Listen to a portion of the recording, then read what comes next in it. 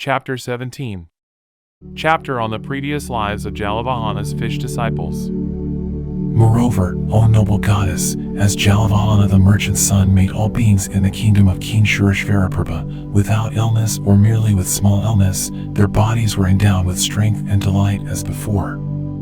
All beings in the kingdom of King Shurishvaraprabha rejoiced, played, enjoyed themselves, gave gifts and engaged in virtuous deeds. They honored and celebrated Jalavahana the merchant's son with these words, "May Jalavahana the merchant's son be victorious. May he be victorious. The king of medicine, he healed all beings of disease. Surely he must be a bodhisattva. He has mastered the entire eightfold treatise on medical science. O noble goddess, Jalavahana the merchant's son had a wife called Jalambagarbha. O noble goddess, Jalambagarbha his wife had two sons. One was called Jalambara, the other was called Jalagarbha. Then, O noble goddess, Jalavahana the merchant's son, together with his two sons, visited villages, cities, towns, valleys, regions, and royal palaces. On another occasion, O noble goddess, Jalavahana the merchant's son went to a forest wilderness. There in the forest wilderness, he saw flesh-eating dogs, wolves, jackals, flocks of crows, and other birds all heading in the direction of Adavazampava, the forest pool. And Jalavahana wondered, why are these flesh-eating dogs, wolves, jackals, flocks of crows, and other birds heading in that direction? He thought, I should go in the direction where the dogs, wolves, jackals, crows, and other birds are running.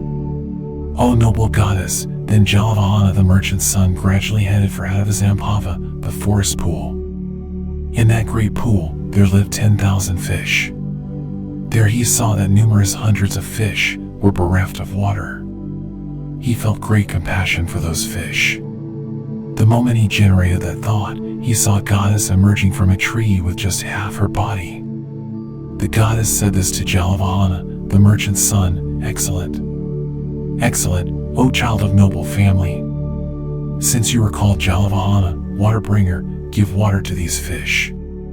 You are called Jalavahana on two counts, bringing water and giving water. Therefore, live up to your name." Jalavahana asked, "O goddess, how many fish are there?" The goddess said, "There are a full 10,000.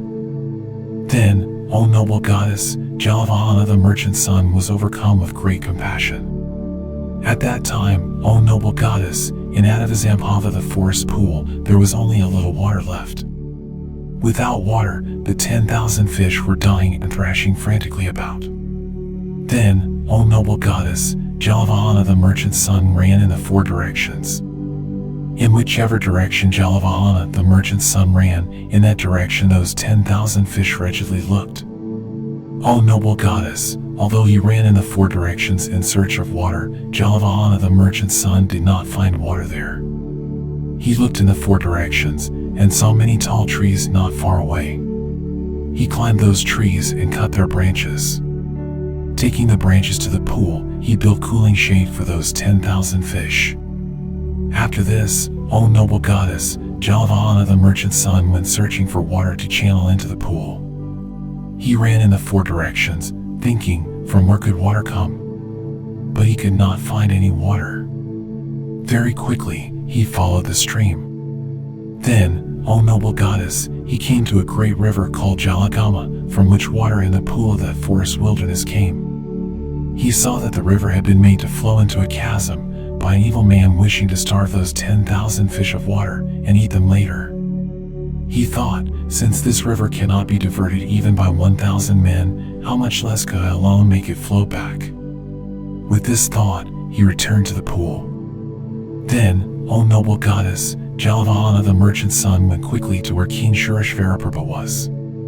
Paying homage with his head at the feet of King Shurishvaraprabha, he sat down on one side and gave this account, "In your majesty's kingdom, I have relieved the diseases of beings in every village, city, and town. In one place, there is a pool called Adavazampava. In that pool, 10,000 fish are without water and are scorched by the sun. Just as I have given to humans, so I seek by all means to give life to beings with animal rebirths. I request your majesty to give me 20 elephants. Then King Shurishvaraprabha gave this order to his ministers, give 20 elephants to this king of doctors. And the ministers said, go to the elephant house. Take 20 elephants. Help and bring happiness to beings.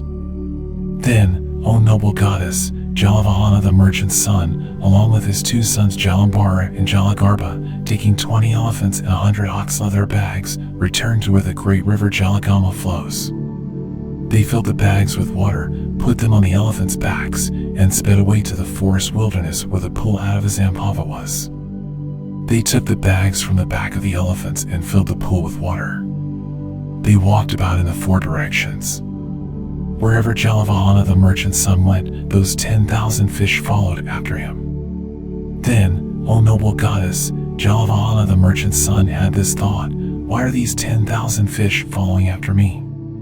Then it occurred to him, no doubt these 10,000 fish are tortured by the fire of hunger and are seeking food from me. I should give them food. Then, O noble goddess, Jalavahana the merchant's son said this to his son, Jalambara, O son, ride the fastest of all the elephants and go quickly to my home. Bring this message to your grandfather the merchant and say, Grandfather, Jalavahana says, whatever food may be ready in this house for parents, brothers, sisters, male and female servants or workers, make it into one packet, put it on Jalambara's elephant and send him quickly to Jalavahana. Then the boy Jalambara rode the elephant and went, running fast, to his father's house. There, he relayed the message to his grandfather in detail.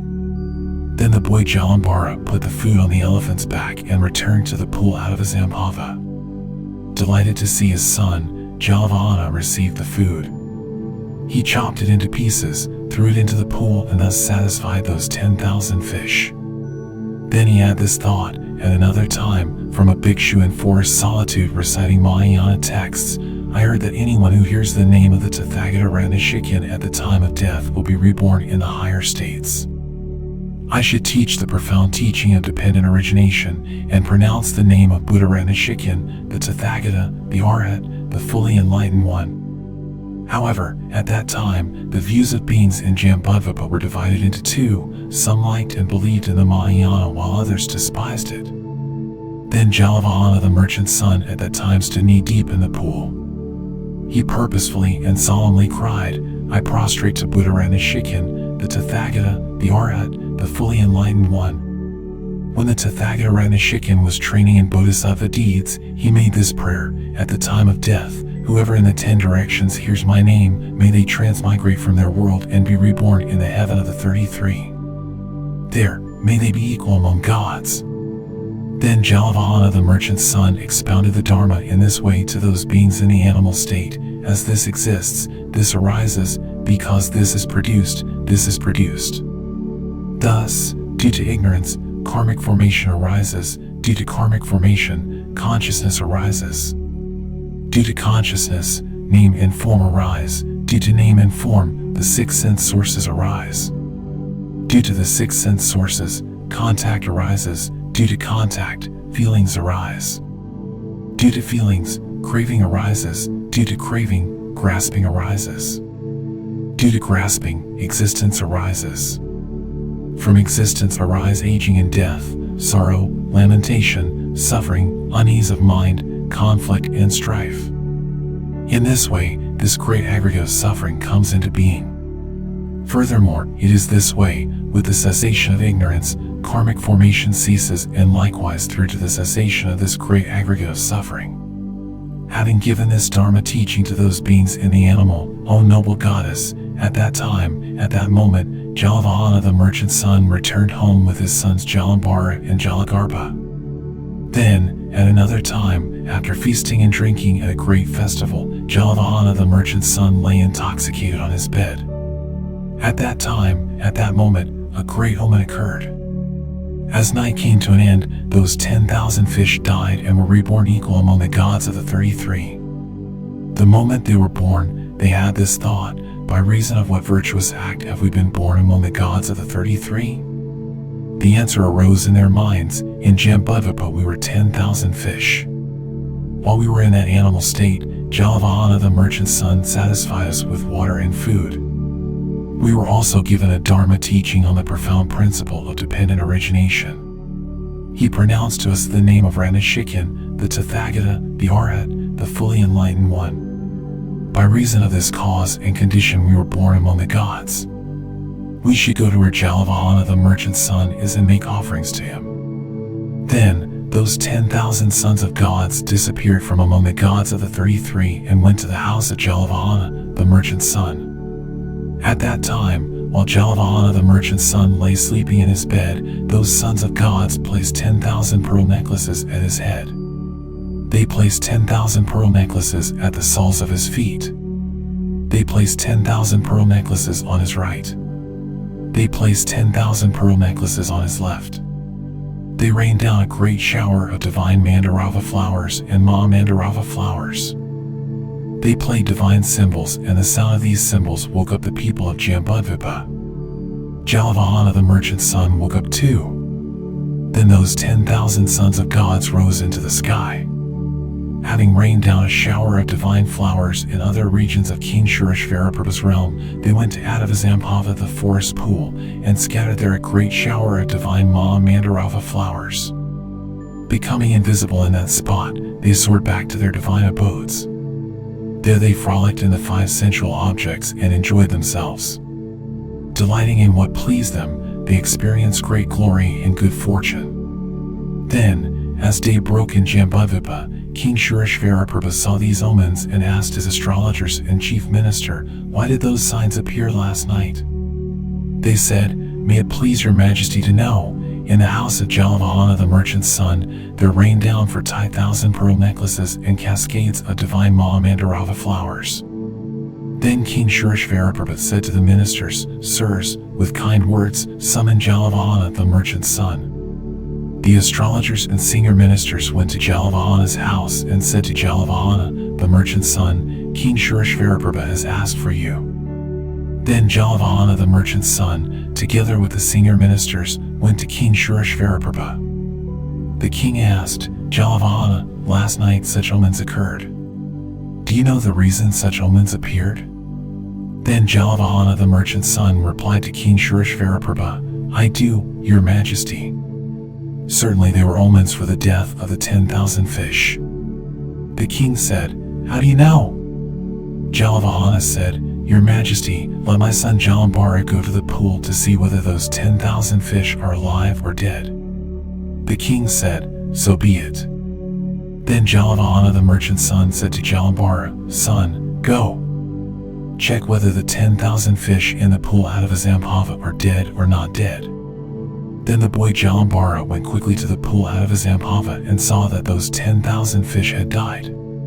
He saw that there had been a great shower of divine Mahamandarava flowers as well. He returned and said to his father, "They are dead." As soon as he heard these words from his son Jalambara, Jalavahana the merchant's son approached King Shureshvaraprabha and gave this message in detail, "Your Majesty, I beg you to know, the 10,000 fish died and were reborn among the gods of the 33. It was through their power and my power too that there were such auspicious omens last night. At my home too there rained down 40,000 pearl necklaces and divine Mahamandarava flowers." Upon hearing this news, the king was delighted and full of joy. Then the Tathagata said this to the noble goddess Bodhisattva Samacha, "O noble goddess, if you think that King Shureshvaraprabha at that moment was another, do not see it like that." Why? Because Dandapani the Shakayan at that moment was the king called Shureshvaraprabha. O noble goddess, if you think that the merchant Jitindra at that moment was another, do not see it like that. Why? Because King Shahodana at that moment was the merchant called Jitindra.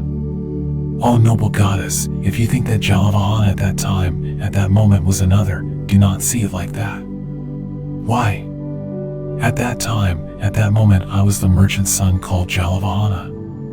O noble goddess, if you think that his wife Jalambargarba at that moment was another, do not see it like that. Why? Gopal the Sakya daughter at that moment was his wife called Jalambargarba. At that time, at that moment, Rahula was his son called Jalambara. The noble Ananda was his son called Jalagarbha.